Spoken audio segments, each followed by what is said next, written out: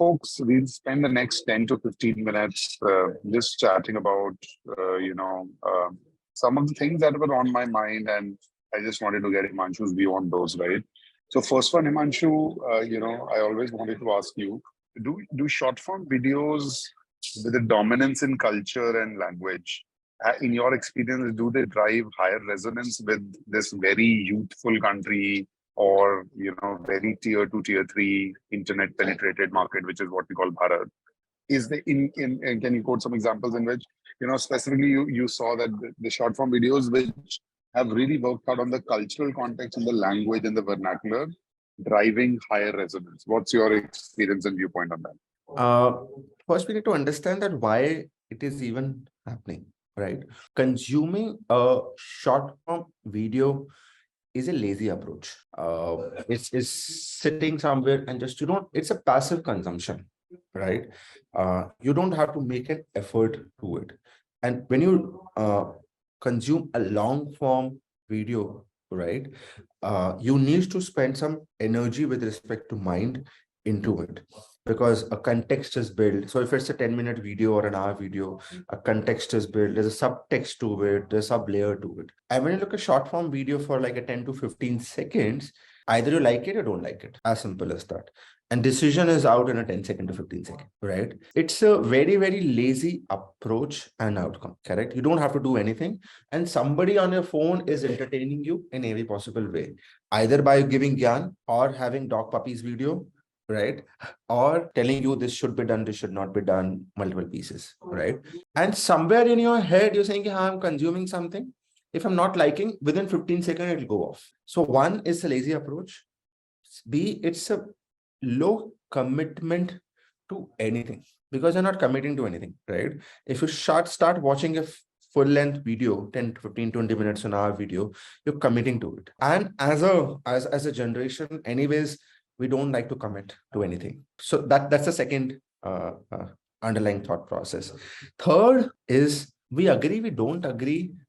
Generally, even though I have met people at a level of a CEO in a boardroom who will start speaking in English, but if you notice after some time, if you get comfortable with something, you start speaking in your own language without even knowing. That's exactly what happens when you're consuming content.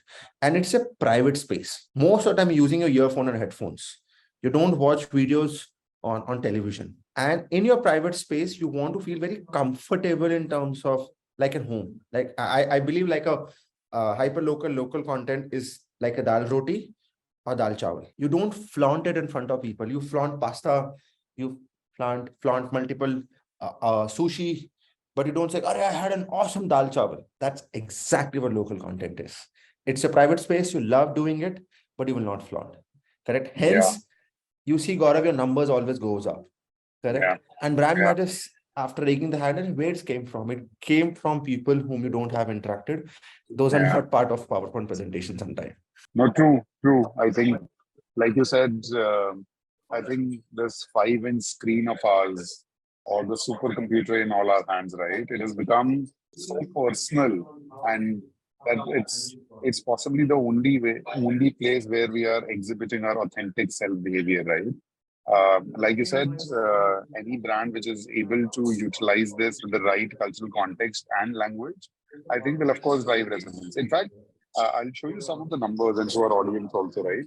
The top 5 languages on ShareChat by user base are actually Hindi, Tamil, Telugu, Kannada, and Marathi. Now, Himanshu, if I was showing you such a graph or such a chart 10 years back, I can promise you this number would have been 100% within the 2 languages of Hindi and English. Because that's how 10 years back of India's internet was. But thankfully, today we have people who are, expressing themselves in the local language. They're consuming content in the local language. And it's a fairly spread across mix, right? Across, northern belt of India, the southern belt, the western part of India, etc., etc. In fact, the preferred app language, we have done some comparison with the Facebook network, is far higher on ShareChat and not. So, for example, in Hindi, we would reach out to 91% of the folks in the HSM states compared to 68% by other social media network.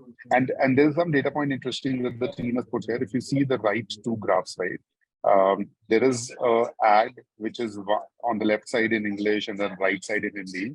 The left side you see is only a 0.42% CTR, and then the CTR suddenly doubles or more than doubles actually when there is a vernacular touch to it.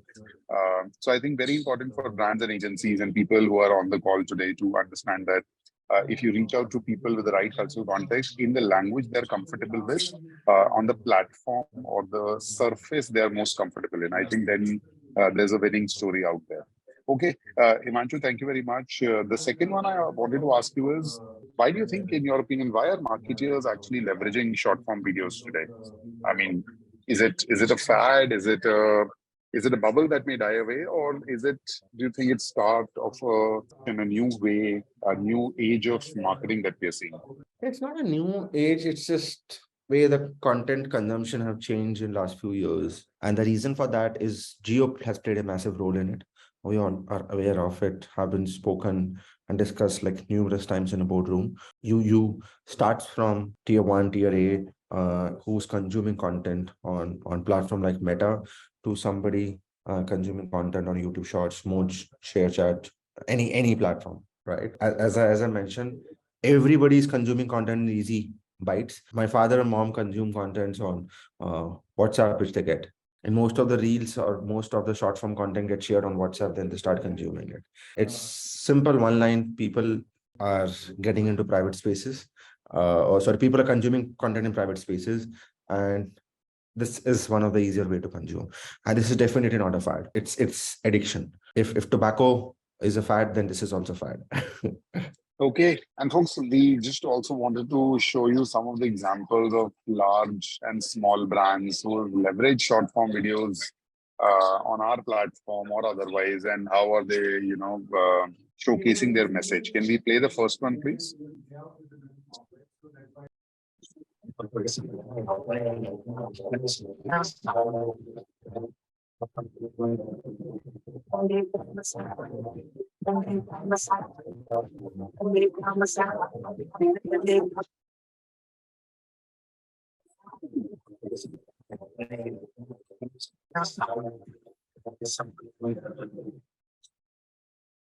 Yep. Okay. Anyways, folks, I don't know if you got the sense of the video, but essentially, I'll tell you, Amazon, of course, we all know, in order to create a buzz about the Great India Festival sale, right? And it's offers during festive season. They did this hashtag Amazon Celia or hashtag Amazon Great India Festival. The idea was to celebrate the arrival of the Great India Festival with exciting deals across categories like home, kitchen appliances, beauty, fashion, beauty. We partnered with them very, very closely. We actually were able to deliver, I believe, 300 million plus views and about a 5.5% engagement, which at this scale is a phenomenal engagement. The last one, before we wrap this up or open this up for Q&A, is Himanshu, I wanted to scratch your head on one last thing. A lot of us present on this call, and we meet a lot of agencies or brands who say that we do have limited marketing budgets, right? Not every company is a Unilever of the world or Flipkart of the world. So with limited marketing budget, how do you think agencies should go about delivering the best? This is exactly what a use case we should start with.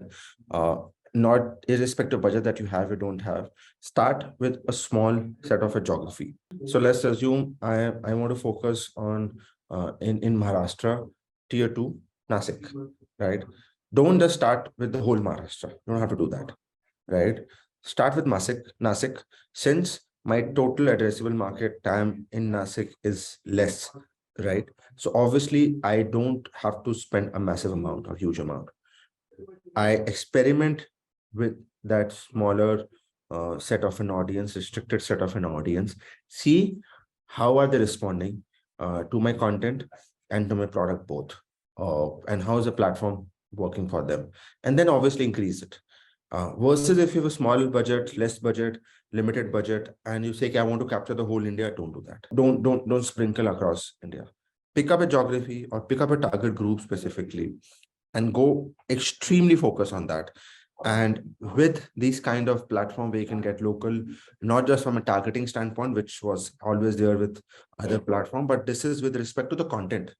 uh, you're going to see reactions coming, and either you have to tweak post that or ramp it up to the next level.